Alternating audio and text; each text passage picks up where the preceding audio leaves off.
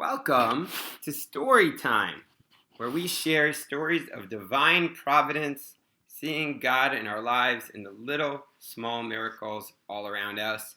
And today, we are continuing the segment about the Kotel, the Western Wall. This is a story which I read today, and it rings so true. I've seen so many people with such similar stories. So, there was a man, and he came to the Kotel to pray for the refuah shlema, for the full healing of his friend who was quite ill. And he prayed his heart out. And after he was done with his davening, he decided he would do a mitzvah, a good deed, and he would dedicate his Siddur for the refuah shlema of his friend Moshe ben Yitzchak, and he gave the Siddur to the Kotel.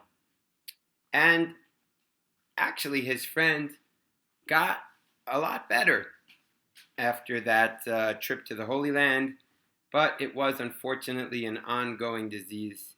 And a few years later, this person found himself once again at the Kotel and still praying, amongst others, for his old friend, Moshe ben Yitzchak. He opened up his Siddur to begin his mincha prayers, and the first page which he opened to was indeed the dedication that he had written a few years earlier, praying for his friend Moshe. You know what I love about this story is we don't really know what happens afterwards. It doesn't say at the story that his friend immediately was healed and had a full refuah shlema, because maybe that did happen or maybe it didn't. I don't know. But I think the point of the story was that moment when you pick up the Siddur and you feel like, wow, Hashem is watching over my prayers. This little sign of me opening up to that specific page of that Siddur that I dedicated just a few years ago is Hashem's way of saying, I'm listening to every prayer. Sometimes the answer is yes, and sometimes the answer is no. Maybe the answer is it depends on his friend. I don't know.